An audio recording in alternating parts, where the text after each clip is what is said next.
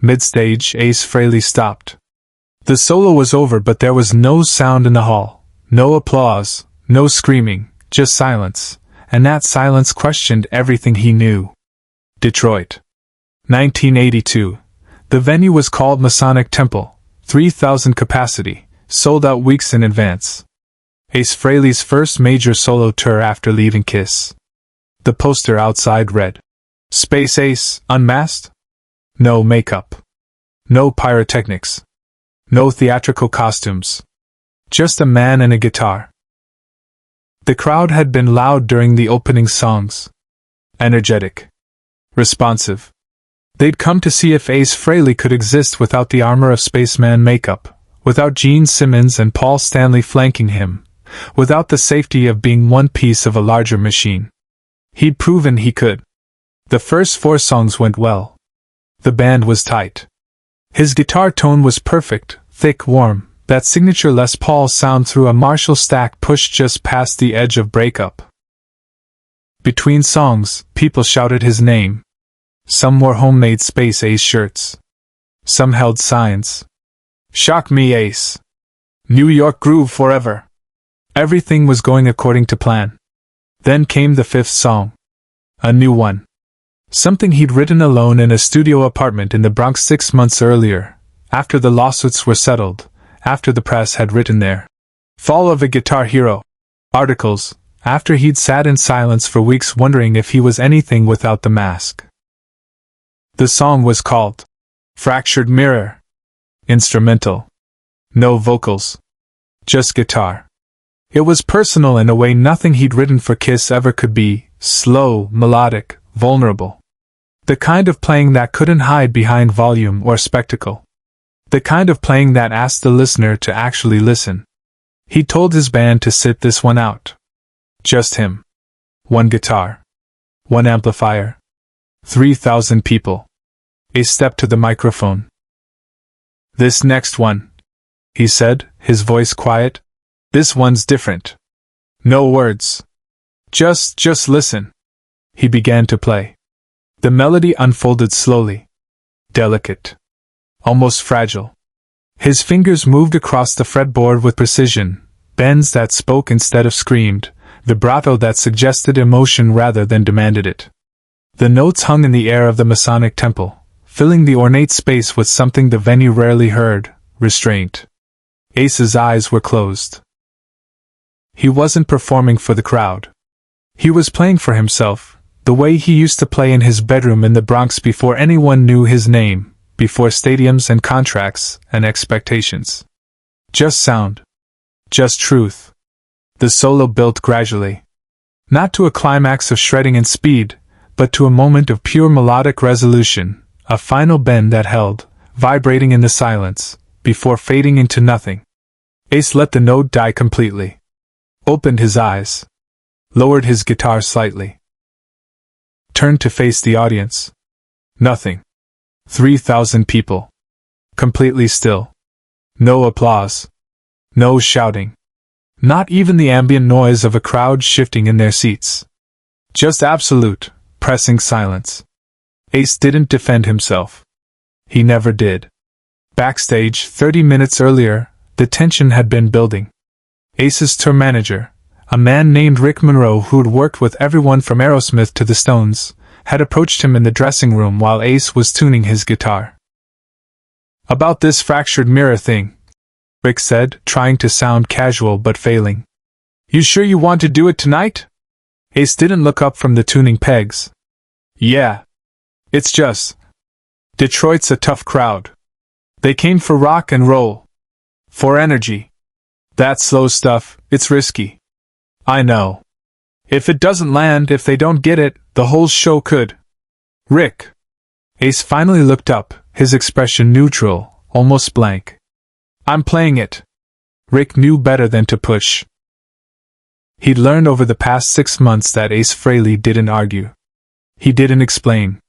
He didn't justify. He simply decided and then lived with the consequences.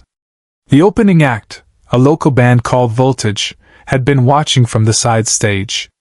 Their lead guitarist, a 22-year-old kid named Danny Chin, had been studying Ace all night, The way he carried his guitar, the way he positioned his amplifiers, the way he seemed to exist in some space between the stage and somewhere else entirely.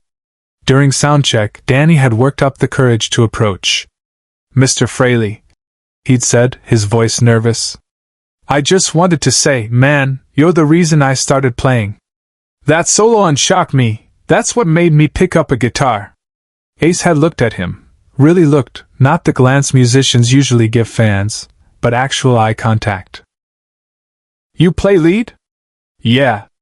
I mean, I try. I'm not, not like you, but can you play quiet?" The question caught Danny off guard. "What? Quiet? Can you play something that doesn't need to be loud to matter?" Danny had thought about it. I don't know.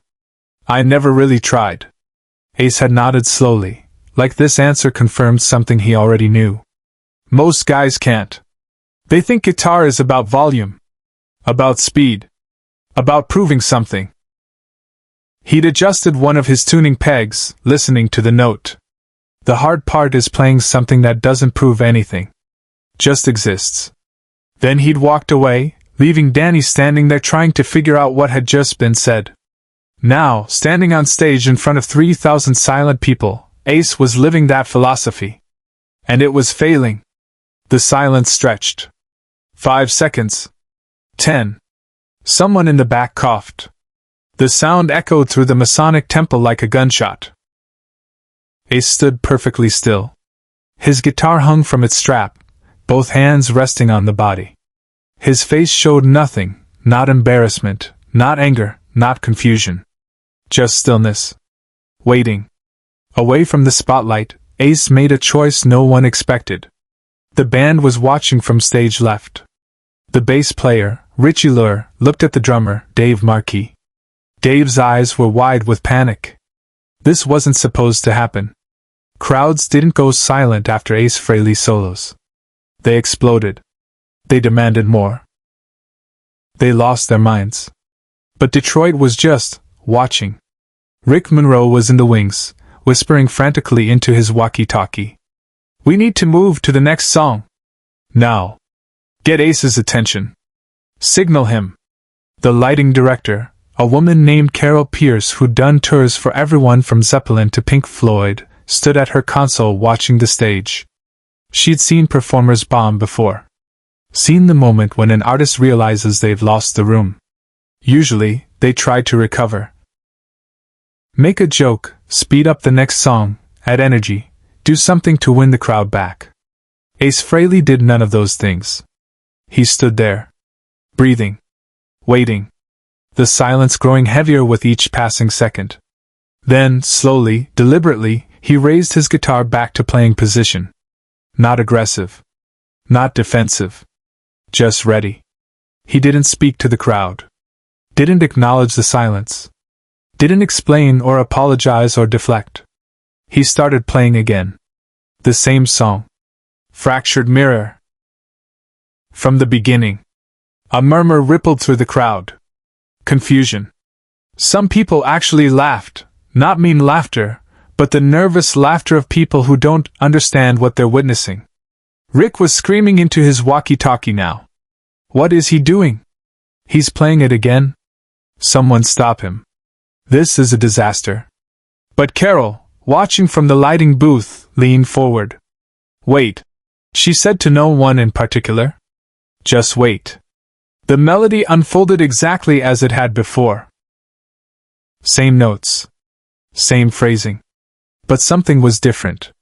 Ace was playing with his eyes open now, looking directly at the crowd. Not performing for them. Not trying to win them. Just showing them. This is what I have. This is what I am. Take it or don't. The second time through, a few people near the front started to lean in. Actually listening instead of waiting for the next rock anthem. One woman in the third row closed her eyes. A man standing against the stage barrier stopped checking his watch. Ace reached the solo section again. That final bend. That sustained note that hung in the air like a question. This time, when he let it fade and lowered his guitar, the silence was different. It wasn't the silence of non-reaction. It was the silence of 3,000 people holding their breath. Then, from somewhere in the middle of the crowd, a single person started clapping. Slow. Measured. Not the explosive applause of excitement, but the deliberate clapping of recognition. Another person joined. Then another. Then a section. Then half the venue. Within 15 seconds, the Masonic temple erupted. But it wasn't the wild, screaming energy of a rock show. It was something else. Respectful. Moved. The applause of people who just witnessed something they didn't expect and weren't sure how to process. Subscribe and leave a comment. Because some moments only make sense when we remember them together. Ace stood completely still, letting the applause wash over him. He didn't smile. Didn't raise his guitar in victory.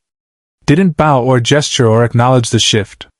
He just stood there, breathing, until the applause faded on its own. Then he stepped back to the microphone. "Thank you," he said quietly. 2 words. That's all. He turned to his band, nodded once, and they launched into Rip It Out. Fast, loud, everything the previous song wasn't. The crowd went insane, released from whatever spell had been cast, back into the comfortable territory of rock and roll energy. But everyone in that venue knew something had changed. After the show, Ace was alone in his dressing room, packing his guitar into its case. The Les Paul looked no different than it had 2 hours ago, but somehow the whole night had shifted around it. A knock on the door. Danny Chin, the local guitarist, stood in the doorway. "Can I ask you something?" Danny said. Ace didn't look up from his guitar case. "Yeah. Why did you play it twice? After they didn't react, why didn't you just move on?" Ace was quiet for a long moment. Then, "Because it wasn't for them." "What do you mean?" "The first time, I was playing to see if they'd get it. If they'd understand." Ace clicked the latches on his guitar case. "The second time, I was playing because it needed to be played. Whether they understood or not." He finally looked at Danny. "You asked me earlier if you could play quiet. Here's the real question. Can you play something that nobody applauds for and still know it mattered?" Danny had no answer. "That's the test," Ace said. "Not whether the crowd reacts. Whether you can stand in the silence and not apologize for what you created." He picked up his guitar case and walked toward the door. Paused. "The silence doesn't mean you failed. Sometimes it just means they're still processing." What followed silenced everyone in the room. 3 days later, a review appeared in the Detroit Free Press. The writer, a music critic named Sarah Kellerman who'd covered rock music for 20 years, wrote something that would be quoted in guitar magazines for decades. Ace Frehley did something Saturday night at the Masonic Temple that most arena rock guitarists would never have the courage to attempt. He played a song that required the audience to actually listen. No theatrics. No safety net. Just melody and space and the uncomfortable silence that comes when spectacle is stripped away. When the crowd didn't immediately react, Frehley didn't panic, didn't apologize, didn't retreat into what was safe. He played it again. Not as punishment, not as stubbornness, but as a quiet insistence that some things are worth saying even if no one's ready to hear them. The second time, Detroit understood. This is what artistic integrity looks like when it's not performing for approval. The article was taped to the wall of Ace's home studio in the Bronx. It stayed there for the next 38 years. Musicians started talking about the Detroit moment. That night when Ace Frehley played a song twice and taught an arena full of people the difference between entertainment and truth. Danny Chin, the local guitarist who'd asked Ace about playing quiet, went on to become a session musician in Los Angeles. Every time a producer pushed him to play louder, faster, bigger, he remembered that night in Detroit. He remembered Ace standing in silence, not defending, not explaining, just waiting. Years later, Danny was interviewed for a guitar documentary. They asked him about his influences. He told the story of the Detroit show. "Ace taught me something that night," Danny said. "That the measure of a guitarist isn't how loud the applause is. It's whether you can stand in complete silence after you've played your truth and not apologize for it. Share and subscribe. Some stories deserve to be remembered. The guitar Ace used that night, the Les Paul that played Fractured Mirror twice, was never used on tour again. He kept it in his home studio. When asked why, he simply said, "Some instruments are for the stage. Some are for proving something to yourself." In 2019, a bootleg recording of the Detroit show surfaced online. Within hours, guitarists around the world were listening to those two performances of Fractured Mirror, studying not the notes, but the silence between them. The song that bombed became the song that mattered most. Because Ace Frehley taught Detroit, and everyone who heard the story, that real power isn't making people react. It's knowing what you played mattered, even when no one claps.